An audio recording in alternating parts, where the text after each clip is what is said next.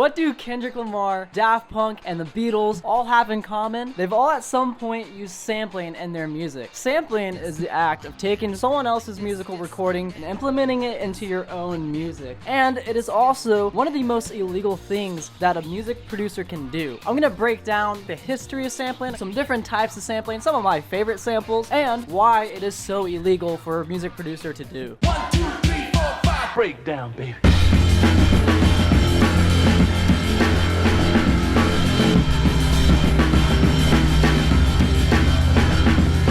While sampling became a very popular technique of music production in the 70s and 80s with the rise of hip-hop, sampling actually dates way back further than that. Sampling started with these two French dudes, both named Pierre. These Pierre guys came up with this idea of music called musique concrete, which translates directly to concrete music. They just took random sounds like everyday sounds like trains, planes, and automobiles, looping these samples, manipulating them until it sounds something that correlates to a song. This is the 1940s, guys. This is crazy, way ahead of their time, because these techniques are still used in music production today, especially in electronic music. Another early form of sampling was this thing called interpolation. Interpolation is taking someone else's musical composition and putting it into your own composition. An early form of interpolation is the Beatles. They took the French national anthem and they put it in their own song, All You Need Is Love. You know, like the beginning of the song sounds like that? That's the French national anthem. So that's some early forms of sampling. However, the sampling that people know of today and the sampling that got a lot of people in a lot of trouble is the sampling that we know of in this genre called hip-hop. In the 1960s, a new genre started arising called dub reggae. This genre became popular in New York City as some DJs started DJing their way to block parties and got the whole block bumping and bopping to their beats. Eventually, the genre crossed paths with this dude named Grandmaster Flash. Grandmaster Flash was the first person to actually put his hands straight onto a record, scratch that bad boy up like a wicked wicked wow wow. And eventually, Grandmaster Flash put together a group of MCs who then called themselves Grandmaster Flash and the Furious Five. Soon, groups like Public Enemy, Beastie Boys, and Run DMC started showing up on the scene, and they brought hip-hop into a whole new wave of popularity. Also around this time, there was a song that started circling around the hip-hop groups that featured a certain drum break that soon became the most sampled drum break of all time, The Funky Drummer by James Brown, which has been credited in about 3,000 different songs. But those credits are from who sampled. James Brown never really got any compensation for those samples, and neither did the drummer Clyde, whatever his last name is. In 1989, a rap group called De La Soul burst into the scene with their album 3 Feet High and Rising, and it features many different artists as samples like Johnny Cash to Kraftwerk to Steely Dan to Billy Joel, and of course it samples Funky Drummer. Unfortunately, this album is not on Spotify due to sample clearances, but it is on YouTube, and I highly recommend that you check it out if you haven't listened to it already. The 1990s was no short of hip-hop classics that use sampling, and of course nowadays sampling is still used in hip-hop, even though it's a lot harder to get away with. As sampling became more and more popular, people started utilizing samples in ways that we have never seen before, and it is some crazy shit. So that's why this next section is called Insane Shit. In 1996, a producer that goes by the name of DJ Shadow burst into the scene with his album, his debut album, Introducing ...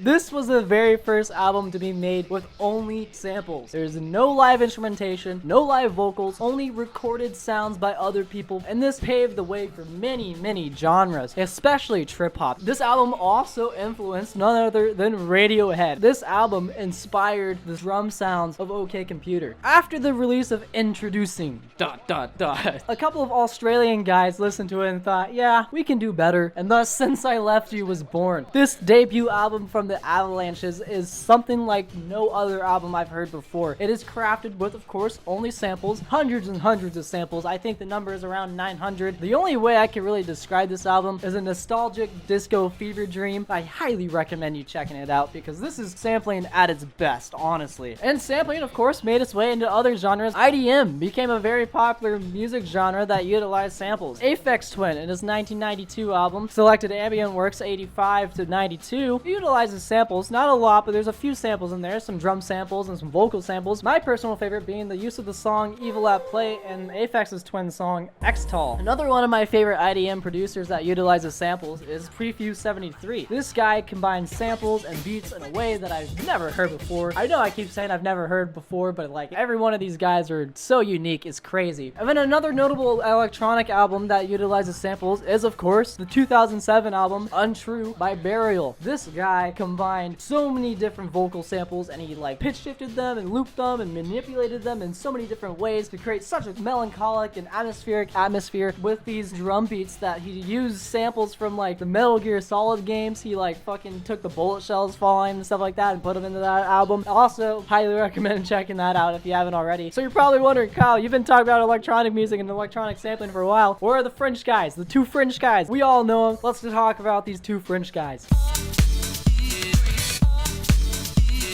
Well, in 1997, two French dudes, don't know their name, but they go by Daft Punk, released an album called Homework. Homework uses a certain type of sampling called micro-sampling. I'm not sure if Daft Punk were the first to do it or not. Micro-sampling is the technique of using like very, very short snippets of songs and crafting it into a whole new song. A very perfect example of this is the song High Fidelity. It's one of my favorite Daft Punk songs because of the fact that it's crafted only using Just the Way You Are by Billy Joel. Little short micro samples of that song. Microsampling is also used heavily by another French group called Justice, the Walmart brand Daft Punk. Justice and their 2007 debut utilized microsamples. One of my favorite being they just used a single hand clap from In the Club by 50 Cent. They used that as a sample in their song Genesis. And microsampling is still used like all throughout electronic music today, and it is such a cool way of sampling. One of my favorite ways of sampling. So yeah, okay, so sampling I think is super creative. However, unfortunately, not a lot of people feel this way about sampling. I'm alone again, naturally.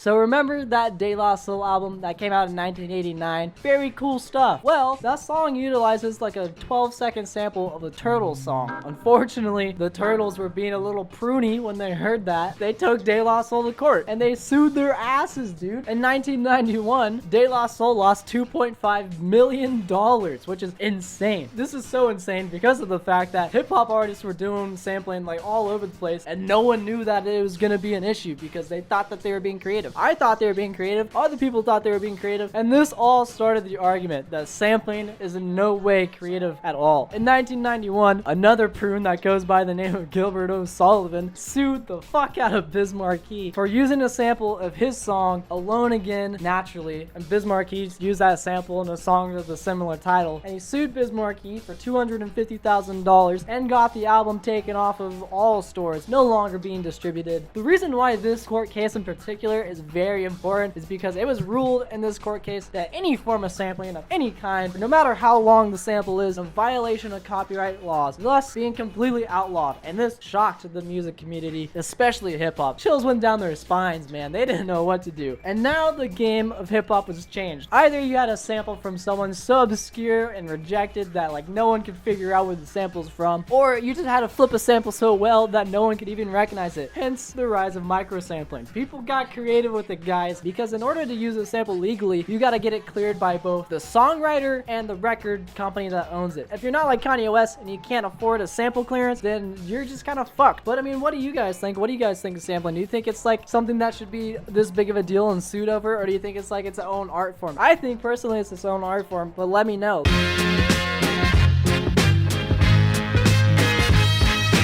Like I said, this thing's been around for decades. It's very hard for me to just cover everything in just one little video. I didn't even get to MF Doom or Madlib or Fortet or Animal Collective. Like, there's so many artists that sample. The list kind of just goes on and on. I recommend that you dive deep into the art of sampling. Thank you for watching. I really appreciate your time. I'll see you guys later.